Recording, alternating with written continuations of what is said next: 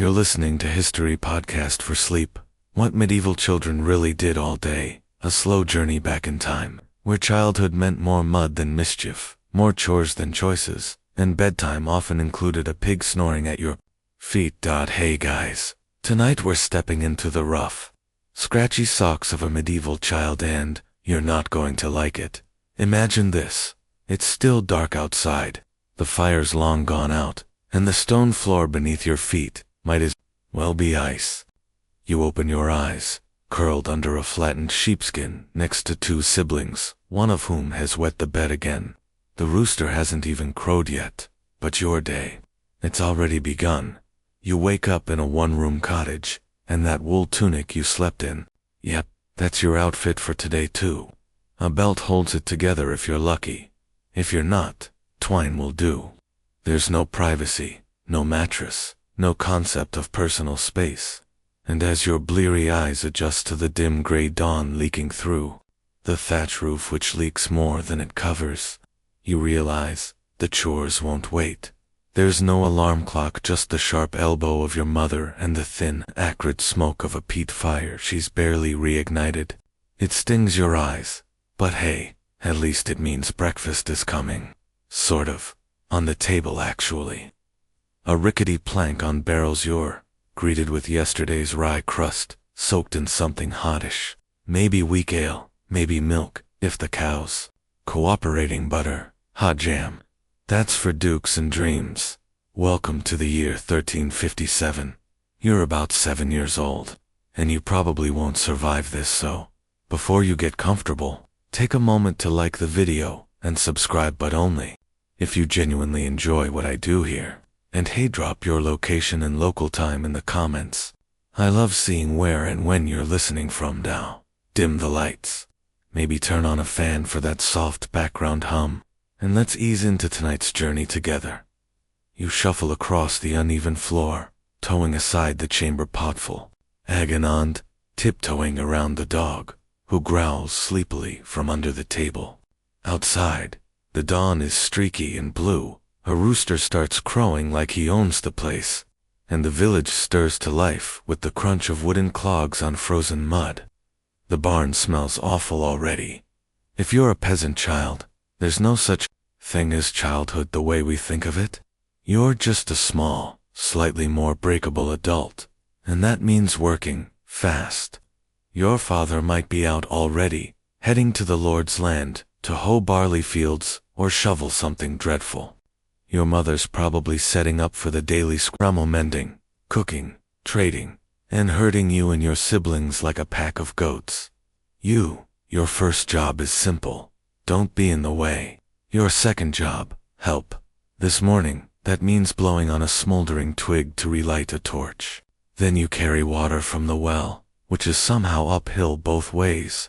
The bucket bangs against your legs the whole way home, sloshing cold all over your ankles. Medieval footwear is about as waterproof as a sponge.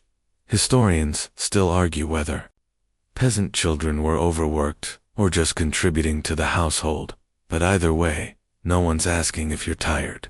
You're expected to carry your weight figuratively, and yes, literally, as the village buzzes to life. You pass neighbors on their way to the fields. One winks and touzles your hair.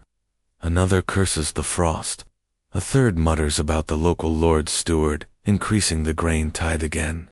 Your ears perk up, but you don't really understand the politics yet. You're more worried about whether there's porridge when you get back. Inside again, the dog's licking the last of your crust off the bench. You sigh. Breakfast round 2, postponed, and the house. It's still dim. No windows, just slits in the wall, and maybe some pig bladders stretched across a hole. If your dad was feeling fancy that year. Sunlight barely seeps through, like it's a shame to be here.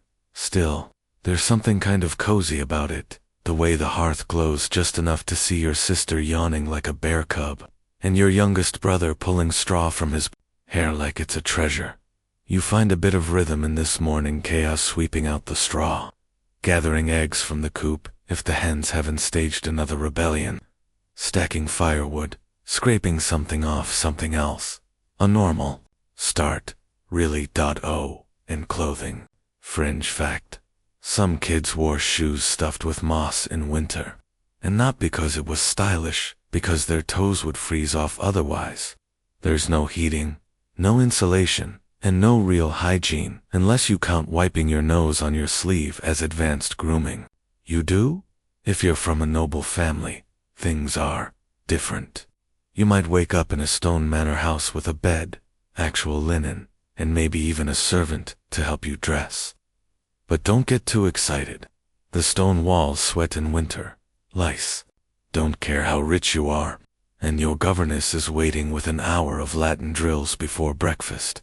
In fact, a noble child's morning might be even more suffocating in its own way. Your schedule is packed. Manners, prayers, calligraphy, a bit of falconry if it's sunny. No mud pie breaks allowed. Still, for most medieval children, the 90% born into peasant families' life is simpler and harder. You rise with the sun, work till dark, and play only when the grown-ups aren't looking too hard. And speaking of grown-ups, your parents are likely under 30. That's the curveball. Most adults are still young by today's standards. Anyway, people just didn't live that long, and high infant mortality meant families were often trying again. So here you are, a small, semi-feral creature with a runny nose and chapped hands, starting your long, exhausting, quietly heroic day. You won't get a certificate for it. You won't be remembered in any scroll or painting, but still, you exist here, now, in this dawn haze, under a smoky roof, in a world full of chickens, chores, and the occasional miracle, and you haven't even made it past breakfast. You've finished your crust, what's left of it, anyway, and your hands already smell faintly of chicken feathers and soot. There's a smear of something unidentifiable on your tunic. You hope it's porridge. And now it's time for what medieval kids do best, work. But let's set the scene again. You're still barely 8. Your shoes are made of stitched leather if you're lucky, and if not, you go barefoot, even in the mud, which, by the way, is everywhere. It's not the romantic castle and cottages type of mud either. It's the pungent, cow-track, pig-wallowing, human-pot-dumped-out-window kind. Your first proper chore of the day, water duty. Again, that well isn't going to fetch itself, and your family needs gallons a day. Not for drinking only, but for washing cooking, scrubbing pots, and occasionally rehydrating the pigs who, let's be honest, live better than you in some ways. Those pigs don't have to carry anything uphill. The bucket's wooden, heavy, and splinters constantly stab your fingers, but you trudge ahead. On the way back, you pass your neighbor's toddler, chewing on a turnip, raw, no seasoning. A luxury snack, actually now. Historians still argue whether children were full-time workers, or just lightly conscripted mini-helpers, but based on your aching arms, the debate feels settled.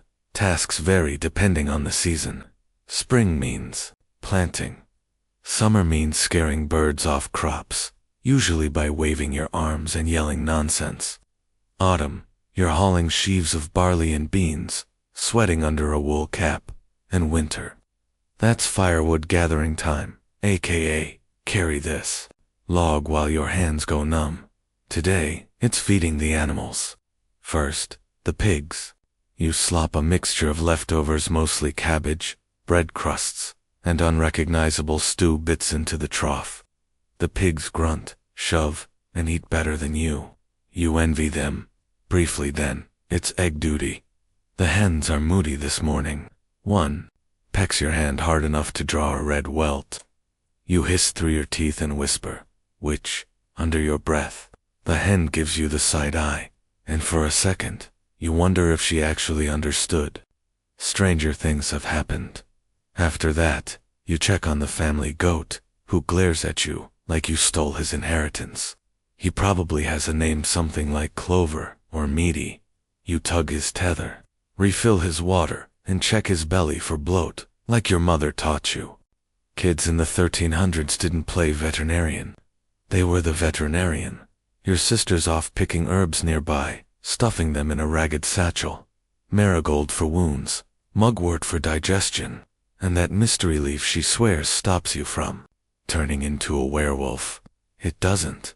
Your younger brother is supposed to be watching the fire. Instead, he's poking it with a stick like it's alive. You gently shove him aside before he becomes the world's youngest roasted turnip. You finally get a moment. Just a flicker where no adult is yelling, and no livestock is actively trying to murder you. You sit on the fence rail, swinging your legs, letting the rising sun warm your face. For a moment, the world is still, but not for long. A neighbor shouts your name. There's a message to run to the next village over. A cousin's sick, or a sheep is lost, or someone's cow had twins, and now nobody knows what to do with them.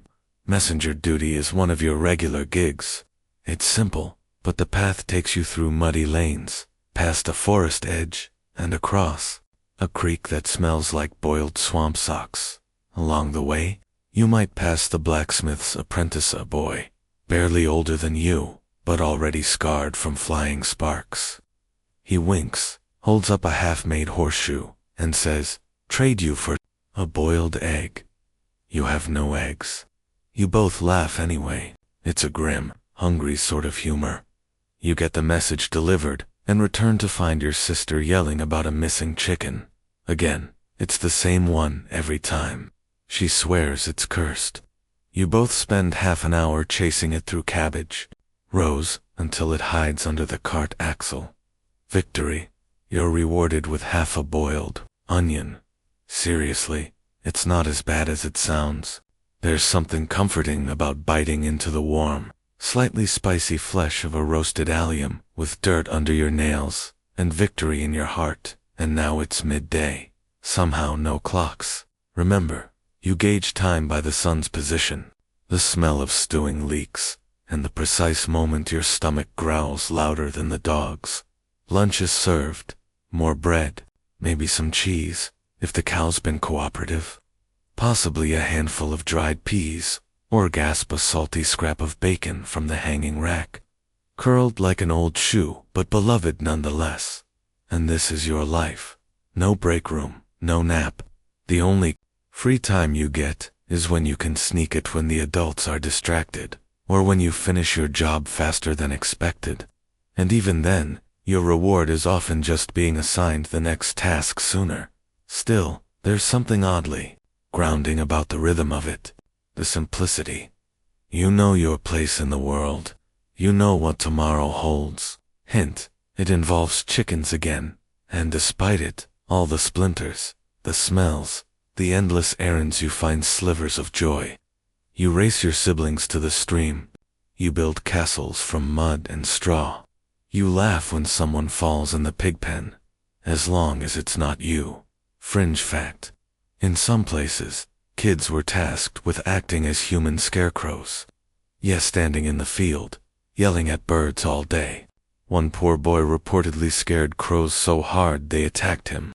You win some, you lose some, and so your tiny peasant body, full of scratches and sunburn, trudges back toward home, just in time to avoid being voluntold for dung collecting duty. The older kids have that one today. You smile, just a little. Your day's only half over, but you've survived the hardest part, the morning. Afternoon light pours through gaps in the clouds like some medieval miracle, golden and soft, though it doesn't make your chores any lighter. Your legs ache, your arms feel like porridge. And now comes the age-old question every child in your village eventually faces: do you go to school, or do you go shovel cow droppings? Spoiler, it depends on who you are. If you're a boy from even a modestly hopeful family, your parents might send you to the local parish school provided you're not urgently needed to pluck turnips or herd goats. And if you're a girl, well, unless you're a noble, school probably isn't on the menu. You're more likely to be elbow-deep in dough, wool, or babies. Let's say you're one of the lucky few who gets to go. You shuffle into a dusty chapel annex, or a makeshift classroom, probably inside the church itself. The schoolmaster is either a monk with no time for nonsense, or a clerk who smells like ink and bad soup.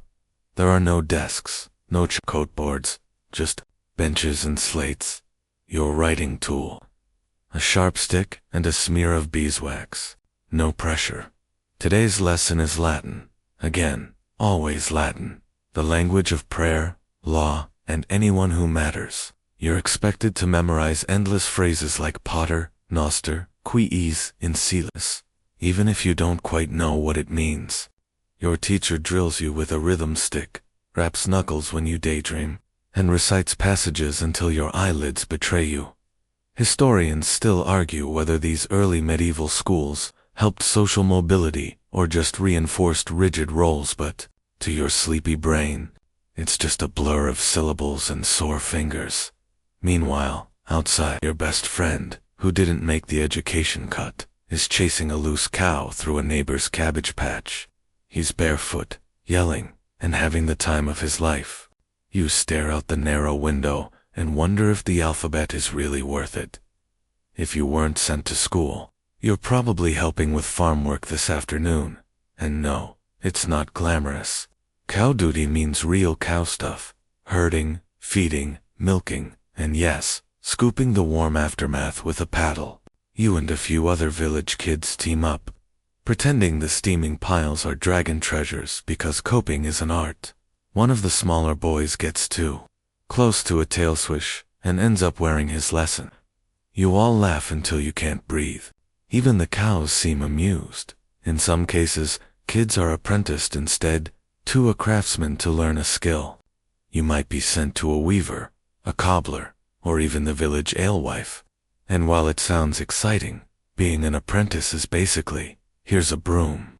Don't talk unless spoken to, and you're sleeping in the corner. The real training starts after you've proven you won't drop a jug or light yourself on fire. But if you're still at home, the work never stops. There's cloth to beat, lentils to sort, kindling to gather, and if you're old enough, bread to knead. By the way, you probably don't have yeast. You've got barm, the frothy leftovers from ale brewing. If it doesn't work, you get rock bread again. And guess what? This is the era of the three-field system, which means your family rotates crops to avoid soil exhaustion. It's brilliant. But it also means you're never really sure what you're planting or digging up until someone points and says, "You, that row." Now your hands are blistered. Your nose is runny. But there's a weird pride in doing it all. When the adults nod silently after you finish stacking firewood without being asked. It feels like a knighthood. And remember, this is a world without watches, schedules, or weekends. You move by sun position, gut instinct, and the sounds of the village bell. When it rings again in the distance, it's a call for vespers, evening prayers. For some, it means returning to school. For others, it's a brief pause in labor. You pass the village green on your way back, and you spot a curious sight: two older boys wrestling in the mud while an elderly shepherd watches, cackling. You pause, tempted to join, but your sister grabs your arm. "Chores first," she says, the eternal mantra of medieval childhood. As you approach the house, the wind shifts. You catch a whiff of something incredible. Stew. Actual stew. Lentils. Leeks. Maybe even some salted pork, if the stars aligned. It's not ready yet, but the promise is enough to speed your steps. Before dinner, there's one more job. Collect kindling. You and your siblings fan out to the nearby woods, each with a basket. The trees stand tall and dark, like ancient guardians. Somewhere in the distance, a raven croaks. Your little brother insists it means someone will die soon. You roll your eyes. He's 7 and dramatic. Fringe fact: some rural children were terrified of the woods because of local legends: wolves, witches, fairies, who'd swap you for a log and leave your family none the wiser. You clutch your basket a little tighter. Kindling collected. The sun finally begins to sink. You're covered in dust, your knees are stained with who knows what, and your arms are full of scratches. But you're done, for now. At the doorway, your mother gives you a once-over and mutters, "You've looked worse." It's the closest thing to a compliment you'll get today, and honestly, you'll take it. The sun dips lower now, casting long shadows across the village green. Your chores are behind you, at least until someone realizes the firewood stack is crooked. For a brief, magical window, you're free. And in medieval kid terms, that means one glorious word: play. You dart outside before anyone thinks to stop you. Other kids have the same idea. They're already gathered near the communal grazing field, a muddy patch that doubles as a battlefield, soccer pitch, and chicken runway. Today, it's for a good old-fashioned brawl, disguised as a game. The rules are simple and mostly made up. Something involving sticks, a leather ball, 2 overturned buckets, and a lot of shouting. Nobody really knows the goal, but if you knock someone over without drawing blood, you're winning. Mud splashes, someone loses a shoe, your friend Matilda trips over a goat. It's perfect. Historians still argue whether medieval children played organized games or just mimicked adults, but the truth probably lives somewhere in the middle. You don't have toys, at least, not fancy ones, but that doesn't stop you. A bent twig becomes a knight's sword. An old rag stuffed with straw becomes a baby doll. A rock with a face carved into it. That's your best friend until someone throws him into the pig pen. Even toddlers are in on the action, waddling after chickens or chewing suspiciously on snails. You once tried to teach your little brother how to juggle turnips. It ended in tears and a very confused goat. And here's a quirky little tidbit. In some parts of Europe, children were known to play blind man's bluff, or chase games that involved shrieking at full volume and collapsing in haystacks. A few church officials grumbled that such games led to moral decay. But to you, it's the best part of the day. Someone shouts your name, you've been tagged. You sprint off, boots slipping, hair flying, arms windmilling. Your laugh bursts out, raw and joyful. For a few minutes, you forget about goats, grammar, and chores. You're just a child in motion. Then, just as quickly, the play shifts. A group decides to build a castle from mud and sticks. You dig a moat with your hands, stick a feather in the top for a flag, and declare war on a nearby anthill. Spoiler: the ants win. As the light fades, you sneak off with 2 friends toward a hollow stump known as Witch's Belly. It's supposedly cursed, but also an excellent hideout. You squeeze inside and trade secrets. Who you fancy? Who's the best at hopscotch? Whose dad farted in church and blamed the dog? All the important stuff. Eventually, the bell clangs for prayers, and everyone groans. Playtime is over. You kick mud off your boots, wipe your hands on your tunic, and pretend your face isn't still flushed with fun. Back home, the fire's roaring now, and dinner smells like garlic, onions, and warmth. Your father's already seated, rubbing his hands together and eyeing the stew pot like it owes him money. Your mother ladles it out into wooden bowls, handing each one down with the practiced rhythm of someone who's done this thousands of times. You eat fast. Too fast. The stew is thick lentils, some kind of root vegetable, and maybe, just maybe, a shred of bacon. It's glorious. You burn your tongue. You don't care afterwards. Your siblings scrape the pot while you gnaw your crust. Like a dog with a bone. Bread's stale again. Doesn't matter. Your stomach is full. Your legs ache in a satisfying way. And your face is still dirty enough to warrant a stern look from your mother. And just when you think the day's winding down, your older brother challenges you to a wrestling match in front of the hearth. You accept, because what's a little bruising between siblings? It starts with a playful shove and ends with both of you rolling across the floor, laughing, gasping, and narrowly avoiding the dog, who moves at the last second like a disapproving referee. Your parents pretend not to notice. As long as nothing breaks and no one cries, it's all fair game.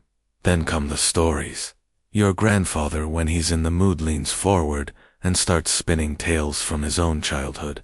He talks about a time when wolves came into the village, when snow reached the windowsills, when a knight once passed through town and gave him a silver coin. You've heard them all before. You hang on every word anyway. You glance at the fire, its glow making shadows dance across the walls. You imagine dragons in the soot marks, saints in the embers, and battles playing out in the sparks. You half dream, your eyes heavy. Your mother notices and smirks. Still think you're strong enough to carry firewood in the morning. You grunt something brave in response, and your brother snickers. Fringe fact, medieval children sometimes imitated court life in their games, pretending to be kings, queens, bishops, even dragons. One account mentions a group of kids staging an entire coronation using a cabbage as the royal orb. You once crowned your sister queen of the puddle, and then immediately pushed her in. Play wasn't just fun neat, was your training ground. You learned to lead, to chase, to trick, to tell stories. It was your gym, your school, your therapy, and your mischief lab. But now, your limbs are slowing. Your laughter fades into yawns.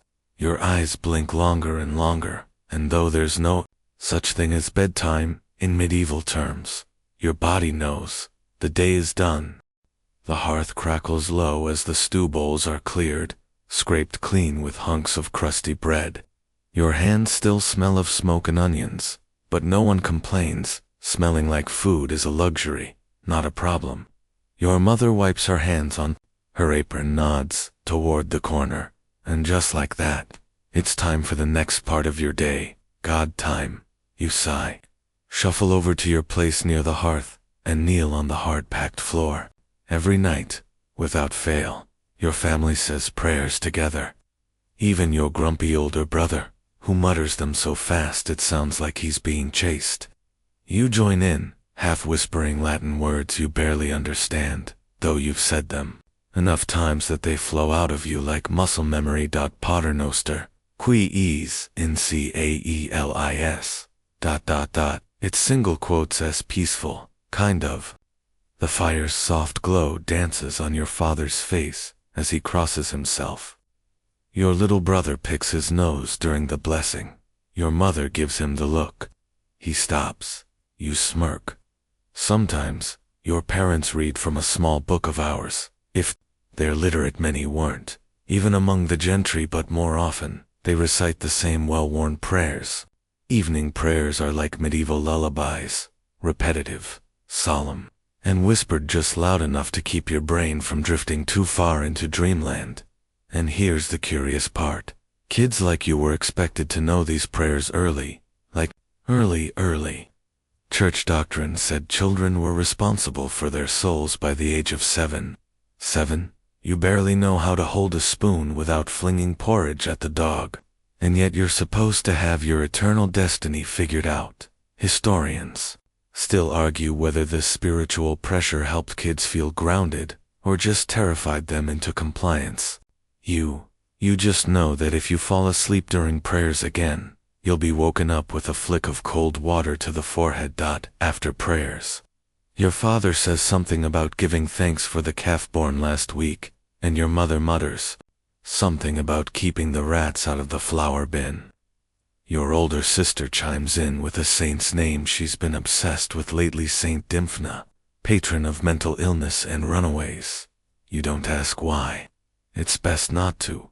Once the blessings are done, your mother sends you to refill the holy water dish by the door. You don't understand exactly why it matters, but it feels sacred. The water is cold, your fingers tingle, and the stone cup it sits in always smells faintly of moss and candle wax. You dip a finger and cross yourself, whispering a small prayer that the mice don't eat your shoes again. They did last month. You're still mad about it, and then comes churchy choresy up. The religious part doesn't end just because it's dark. Tomorrow is Sunday, which means someone has to help clean the chapel. That someone, you and your siblings, armed with brooms made of bundled twigs and a rag that's been passed down through at least 4 cousins. You walk down the lane under a velvet sky. The church is small and drafty, perched at the top of a hill like a sleepy owl. Its wooden doors creak with a kind of ancient resistance. Inside, it smells like wax, dust, and centuries of whispered prayers. You sweep the aisles, your broom raising more motes than it captures. Your sister polishes the altar rail with spit and sleeve. Your brother pokes the confessional curtain and insists something moved inside. You threaten to excommunicate him. He challenges you to do it properly. You do your best Gregorian chant impression. It ends in a giggle fit. But despite the boredom and, yes, the occasional spookiness, there's something comforting about the church. The stone walls are cold but solid. The flickering candlelight makes everything shimmer like a dream. And there, in the shadows, you can almost imagine angels or, at least mice, in halos. Fringe fact. Some children believed that if you said a prayer backwards, the devil would come. Naturally, this led to dozens of dares whispered in church corners. You once heard a boy mutter the end of the Lord's Prayer backwards, and then sprint home like he'd lit his tunic on fire. Bold move. He tripped over a goose and cried for an hour. Tonight, though, nothing so dramatic happens. You finish your sweeping, bow to the empty pulpit like a court jester, and scamper back down the hill, breath misting in the night air, at home again. Your father has settled in with a cup of warm ale, and your mother is darning socks by firelight. Your baby sister is asleep already, her chubby fingers wrapped around the hem of your tunic. You sit beside her and watch the flames flicker. Your thoughts drift about heaven, about whether St. Francis really talked to birds, about how many saints there actually are, it feels like thousands, and whether you'll ever be one, unlikely. You pushed a goose into a ditch last week. Still, you kind of like the rituals. They give the day structure, rhythm. Life in the village is hard, unpredictable, and muddy, but at least you know that every night, after the shouting, laughing, and chasing chickens, you'll kneel in a circle, speak ancient words, and feel for a moment like you're part of something bigger, and that feeling stays with you, even as your head begins to droop. Your fingers tangle in your sister's hair, and your body melts into the woven mat near the fire. Tomorrow, there will be chores. There will be mud. There will probably be another fight over the last onion. But for now, the only sound is the hiss of the fire and the soft, rhythmic breath of a dozen medieval children drifting into dreams beneath a roof held together by prayer, pig fat, and hope. Your eyes flutter open before the sun is up again, because surprise, someone just stepped on your foot. It's your brother, half asleep and mumbling about forgetting to bank the fire. He stumbles over the dog, curses under his breath mildly, of course, and manages to wake everyone within 5 feet. But there's no time to complain. Today is different. Today is school day, not the kind with backpacks and brightly colored pencils. This is medieval school, and it's not designed for your comfort, entertainment, or self. It's designed to teach you Latin, obedience, and how to sit still for hours without falling over or crying, preferably both. If you're lucky enough to be one of the small percentage of children, mostly boys, sent to the local monastic or parish school, you bundle up in your warmest wool, grab your writing board, and head out the door before your sister ropes you into cleaning the privy trench. The school is attached to the church. Of course it is. Everything important in your life either starts in a field or ends in a pew. You walk past other kids, most of whom you know by name, nickname, or sibling association. You greet them with a nod or a shove, depending on how much bread they stole from you last week. Inside, the air is cold and smells like wax, ink, and the faintest trace of mildew. Your teacher, a cleric, with the enthusiasm of a boiled turnip, waits near the front, arms crossed, eyes scanning for You sit on a bench so hard it's basically a punishment, and you try not to make eye contact. That's a rookie mistake. There are no school books, those are reserved for monasteries or extremely rich brats. You've got a wax tablet, a bone, stylus, and a prayer that you don't snap it in half when you're frustrated. Writing is hard. Reading is harder. Spelling. What spelling? There's no standard yet, so Jesu, and Isu all count as long as your teacher's in a good mood. He rarely is. And here's the fun part. There's no recess, no lunch break, no colorful charts, just recitation. Loud, droning recitation. As the whole class chants after the teacher in a rhythm that makes your eyelids fight to stay open. Amos, amat. You repeat conjugations until they blur together. The rhythm is hypnotic until someone mispronounces dominus, and the teacher raps the bench with his stick so hard your heart tries to leave your body. Discipline in medieval school is no joke. A wrong answer might mean a stern glare, a verbal scolding, or a smack with the birch rod. And no, that rod doesn't care how old you are. You're expected to learn by repetition, fear, and sheer willpower. Historians still argue whether this method was effective or traumatic. Judging by your twitching left eye, the jury's still out. The lessons aren't all bad. Sometimes the cleric tells a story from the Bible or shares a miracle tale, like the one about a saint who turned river water into wine, or the boy who prayed so hard his feet caught fire. You're not sure if that one's inspiring or a cautionary tale. Either way, you file it away to tell your siblings later and add some embellishments, as tradition demands. And here's a quirky truth. Some schools operated entirely outdoors in warmer months. That's right, field school. You might sit under a tree, scratching your letters into the dirt with a stick, while the teacher yells conjugations over a bleeding goat. Very rustic, very itchy. Mid-morning, your stomach growls. You nibble the crust you snuck into your satchel, praying the teacher doesn't notice. He does. You get glared at. Again. You glance sideways at the boy next to you.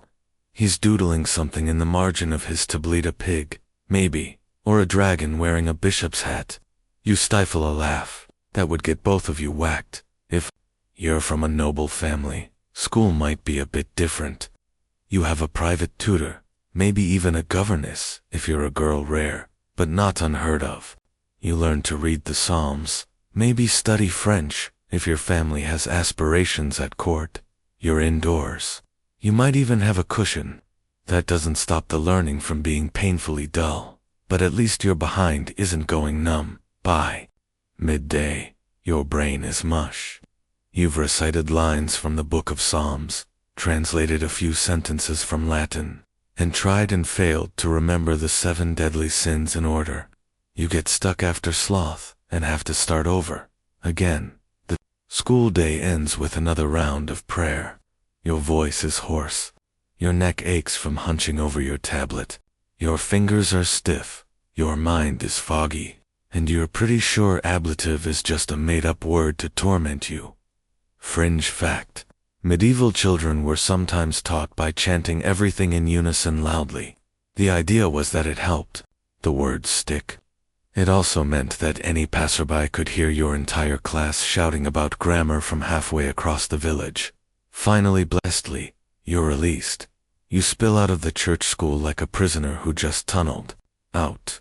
The cold air hits your cheeks, and suddenly you can breathe again. Your friend shoves you playfully. You shove back. Within moments, someone's been tackled. The teacher yells from the doorway. You scatter like geese. Home again. Your mother eyes your smudged tunic and asks what you learned. You mumble something about irregular verbs. She nods, clearly impressed, and hands you a potato to peel. Because yes, school or not, chores never end. You scrub, peel, sweep, carry, and chase a chicken who refuses to stay in the coop. You teach your little brother how to say table in Latin, which he promptly uses as a battle cry while throwing a clod of dirt at your head. And just like that, the learning sticks. The sky begins to fade from blue to a dusty amber, and that means one thing: supper time. But don't let that word fool you. This isn't a medieval buffet with steaming meat pies and overflowing goblets. It's more like a survival snack with Ambiance. You plop down near the hearth, muscles still sore from school and chores, and wait for whatever's bubbling in the pot. Tonight's meal, pottage again, a dependable mix of peas, barley, onions, maybe a carrot if the garden's been kind. You're hoping for a shred of bacon or a bone for flavor. You once had goose. That was 3 Easters ago. And your family still talks about it like it was a miracle. Your mother ladles out bowls with the grace of a queen and the speed of a kitchen servant. She's been on her feet since dawn, and it shows in the way she sighs as she hands you your bowl. Eat it while it's hot, she says, before the cat does. You cradle the bowl like treasure. It's warm, salty, and thick, more filling than flavorful, but it quiets the ache in your belly.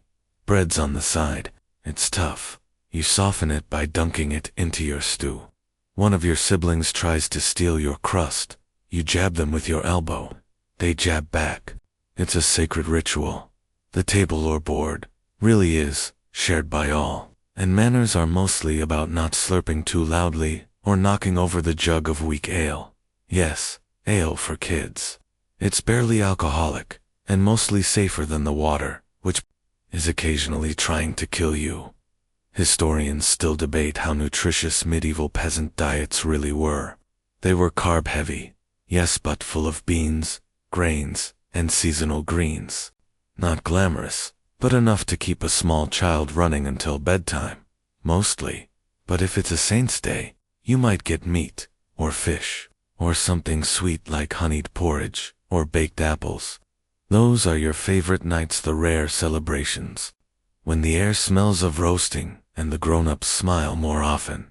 Tonight, however, is just another weekday. You eat in silence, punctuated by muttered jokes and the occasional burp. Your grandfather tells you to chew slower, or your soul won't keep up. You chew faster, just to spite him. Once supper is cleared and, yes, you're the one scraping the bowls this time. You and your siblings sit by the fire, trying to stay awake. Your stomach's full. Your limbs are soft and heavy, but there's still a little light left in the day, and your father is in the mood to talk. He starts with a story from his youth chasing a thief, falling into a river, something about a fox and a broken fence. You listen with one ear, the other tuned to the sound of the wind whistling through the shutters. There's a draft tonight. There's always a draft. You lean against your sister's shoulder and think about how tired you are. Not bored tired, but bone tired, dirty Neurosocks tired. One-wrong-move-n-use single quotes ll-sleep-on-the-floor tired. But then, someone asks the eternal bedtime question. When do we eat meat again? Your father chuckles. Feast days next week. If we're lucky, the hen will lay by then. You all look at the hen. She looks at you. It's a standoff. The truth is, meat is a luxury. For nobles, it's roasted swans and spiced pork. For you, it's rare and sacred, served on holidays, or when an animal dies of something not too suspicious. You dream of it. You draw it in the dirt. You once cried when a neighbor gave your family a slice of venison. It was like chewing heaven.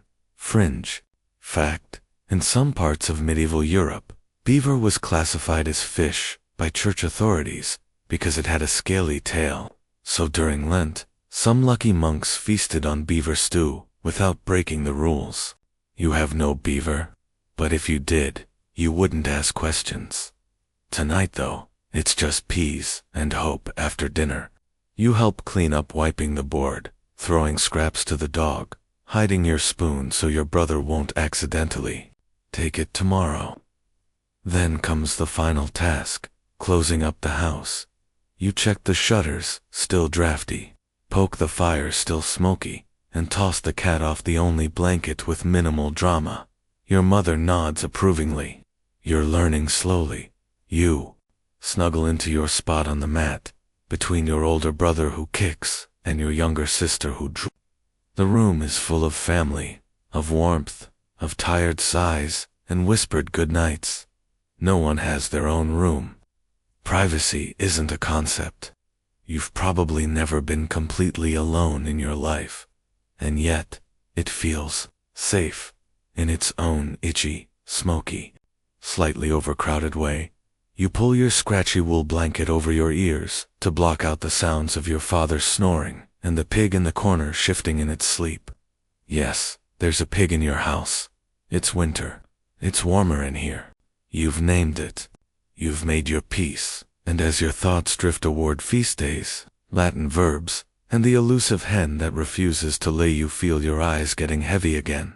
Tomorrow will be another day of work, mud, and maybe even learning, but for now, there's only the glow of dying embers, the scent of barley stew still lingering in the air, and the steady, rhythmic chorus of an entire family breathing under one wooden roof.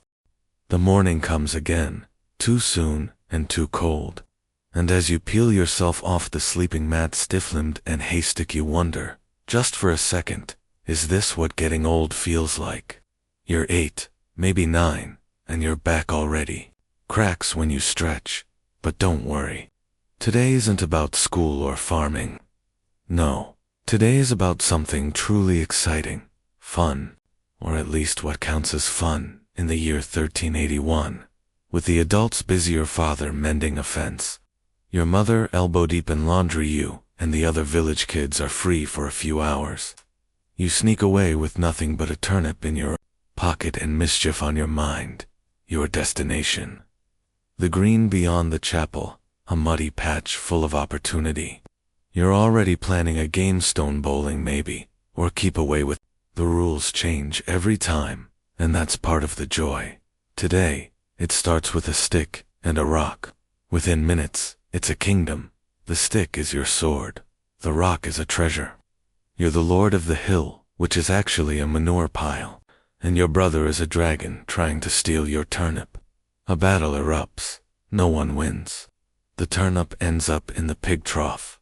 Laughter fills the air, and for a moment, the world feels light. Now, if you lived in a bigger village or a town, you might have more formal entertainment. Traveling minstrels sometimes wander through, performing riddles and songs. Puppet shows pop up in churchyards, usually with jokes just bawdy enough to make the adults squirm and the kids giggle. Historians still argue how common these spectacles were for everyday peasants, but when one did roll into town, it was like the Middle Ages version of a blockbuster movie. You'd gather with a crowd, clutching a hunk of bread, wide-eyed, as a man in a moth-eaten tunic made a puppet king wobble and yell, "Long live the leeks!" But more often, fun was homemade. You and your friends toss bones, literal knuckle bones, from last week's stew, trying to land them in a circle scratched into the dirt. You play tag around a hay cart until someone tumbles into a ditch. You dare each other to knock on the church door and run before the bell ringer catches you. Here's a quirky fact. Children sometimes played apple bobbing in barrels filled with ale dregs. You tried it once. Never again. The smell clung to your nose for a week. Later, an older boy claims he saw a hanging last month in the market square. They let kids watch, he whispers, eyes wide. He kicked for a full minute. You're not sure whether to be impressed or horrified. Public executions, believe it or not, were considered educational, a warning, a spectacle, and yes, entertainment. Not that they happened often in your tiny village, but when they did, the stories lasted for years. Remember the guy who stole a chicken and got put in the stocks? Someone says. You nod solemnly. That was epic. You don't have dolls or toy carts, unless someone carved one for you on. If they did, you treasure it like gold. You've known kids to carry around a pebble with a face scratched on it for weeks, giving it a name and backstory. Your little brother had one called Sir Grit of Rockshire. He gave it a voice. It died tragically when stepped on by the blacksmith. If you're a girl, fun might look a little different. You might play house with twigs and stones, pretend to bake cakes made of moss, or choreograph a dance to show off during feast days. You're already being taught to spin, sew, and supervise younger siblings. So your games blur with training, But don't let that fool you, girls are just as mischievous.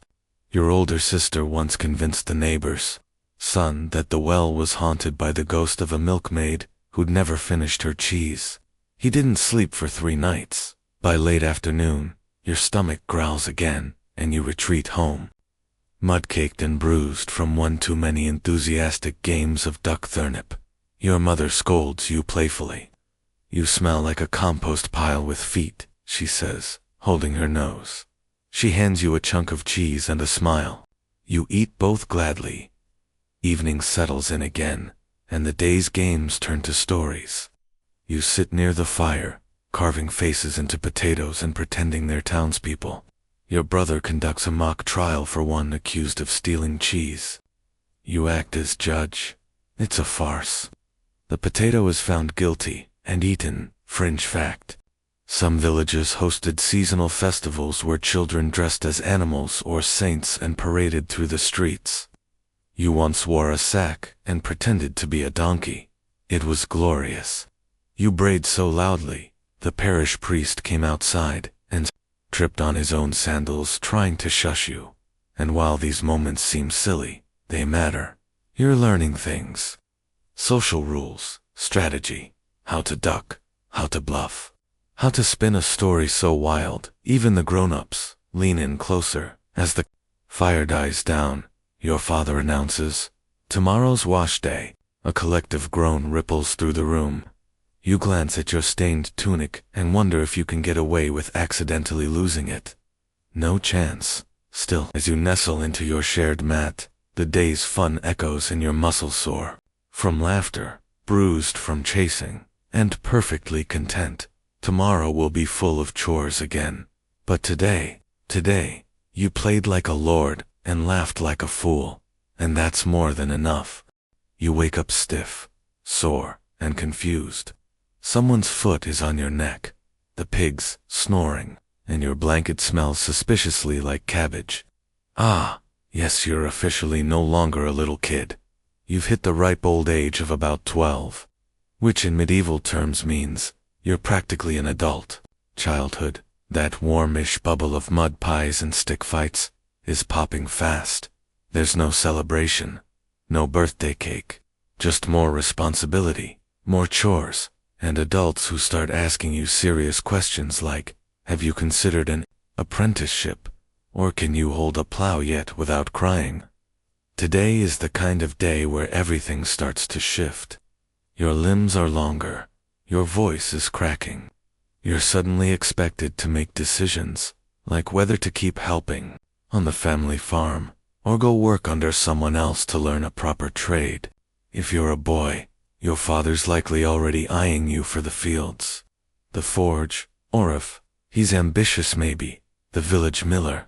If you're a girl, your mother's teaching you how to manage a household, haggle for cheese, and, possibly become a wife by 16. Congratulations. Historians still argue about the exact age medieval kids took on adult roles, but by your early teens, you're very much on the path. Not quite a child, not quite grown, just very, very tired. Let's say you're to a tanner. Your job is to show up at dawn, do everything your master doesn't want to, and try not to pass out from the smell. Tanning hides involves urine, lots of it. You stir vats of animal skins and try not to gag while being yelled at for stirring them wrong. You're promised that one day, you'll be paid. But that day is very far away. Still, there's pride in it. You wear your bruises like badges. You learn quickly how to keep your head down, when to speak, how to scrape leather without taking your thumb with it. Your hands are calloused. Your face is weathered. You're 12 going on 30. If you're a girl, maybe you've been sent to help the local alewife. Brewing beer is no joke. Kit's chemistry, fire, and timing. All under the watchful eye of someone who'll scold you with a ladle if you mess up. Or maybe you're learning to spin wool, weave linen, or tend goats with the kind of intensity that says, yes, I could run this whole household by next year. And here's a fringe fact. Some noble families sent their children away at age 7 or 8 to serve in other noble households. It was a way to build alliances and learn courtly behavior. Translation: you'd be polishing boots, learning etiquette, and trying not to cry during mealtime if you held your spoon wrong, no matter your class. One thing's clear: growing up means working hard. There's little room for dreams, and even less for mistakes. Still, there are moments, strange, quiet moments, where you realize you're becoming someone people rely on. Your siblings follow your lead now. Your father asks for your help with repairs. Your mother nods approvingly when you barter at market and don't get cheated. You're no longer the kid chasing chickens barefoot. You're the one who knows where the chickens hide. Of course, you still make time for fun. That doesn't disappear entirely. You and your friends sneak off to the stream to skip stones and complain about your lives like you've seen everything the world has to offer. One of them is convinced he'll be a knight. Another wants to join the church. You just want to finish your chores before sundown, but ambition simmers quietly beneath the surface. You dream sometimes of owning your own land, of traveling to the next town, of making enough money to buy a cloak that isn't made from someone's old curtain. Fringe fact: some medieval teens ran away to cities like London or Paris to find work. They'd lie about their age, sleep in doorways, and try to get by until someone took them in or sent them home. You once saw a traveler pass through your village with a lute and a limp. He said he used to be a blacksmith's apprentice, but now he sings songs in taverns. You haven't stopped thinking about him since. Back at home, the lines between child and adult blur more each day. You're tasked with looking after your younger siblings, repairing tools, helping birth a goat, even attending the local council meeting if your father's out sick. The world doesn't slow down for you to grow up. It expects you to keep pace.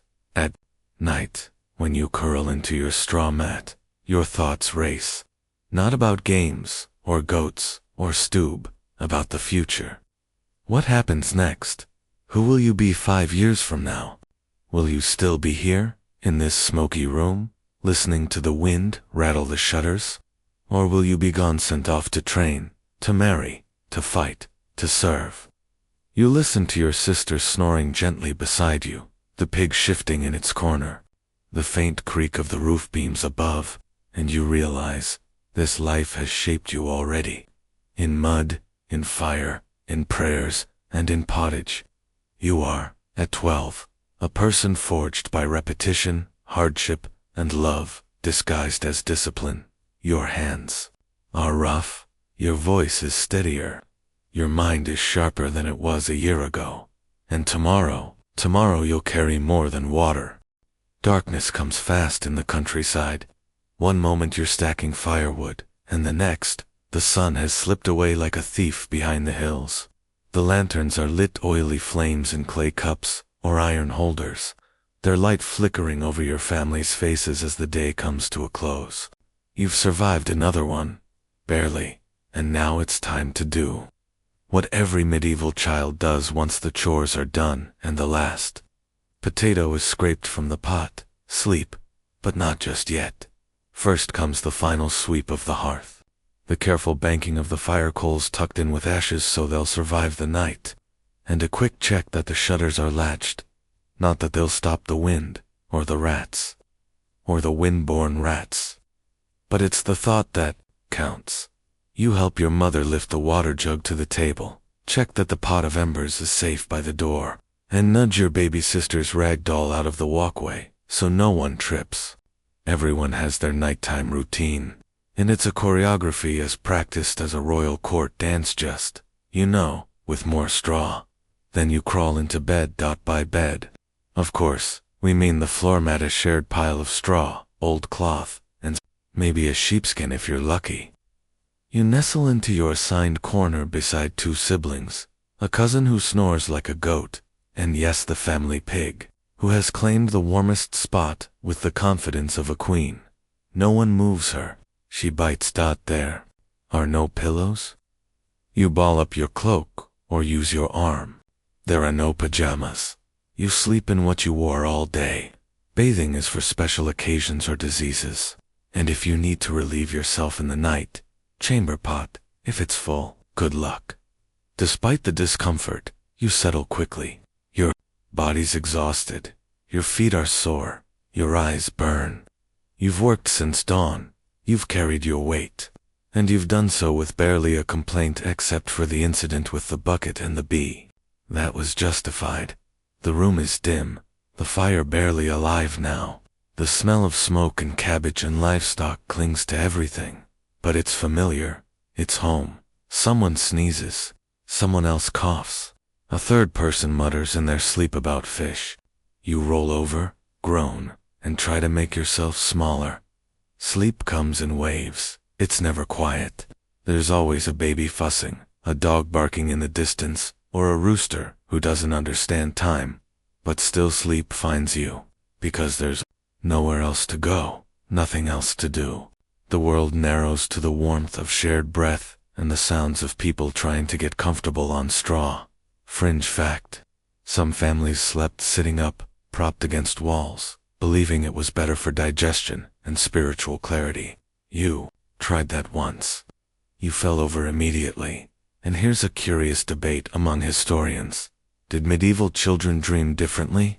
Did their sleep, shaped by hard work and holy fears, fill with angels and saints soar, with stolen turnips and flying pigs? No one knows.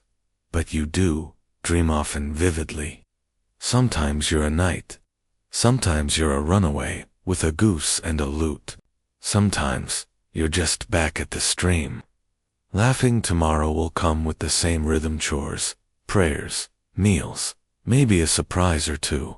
Another scraped knee, another sharp word, another joke whispered behind the blacksmith's barn. But for now, you're still, and now we slow the pace. You hear the fire sigh, low and soft. The warmth touches your face like a blanket of breath. Your limbs, heavy from a long day of movement and mischief, begin to drift into stillness. The sounds of the household settle into a familiar lullaby: creaking beams, shifting straw, the soft murmur of dreams taking root. Your breathing deepens in the quiet. Your mind begins to fade into memory fields of barley, cold streams, a stick, sword flashing in the sun, the distant toll of the chapel bell. Each thought floats like a feather, light and fading, until it slips into the dark. You are safe, surrounded by your family, your animals, the four crooked walls you've always known. You are held by the rhythm of your village, your story woven into the fabric of every prayer and footstep. The world may be rough, loud, and full of work, but here, in the soft hush of sleep, it lets you rest, and so you sleep, a medieval child, at the edge of night, wrapped in wool and dreams, cradled by firelight and hay. The wind rattles the shutters, the pig snores once, and all is well.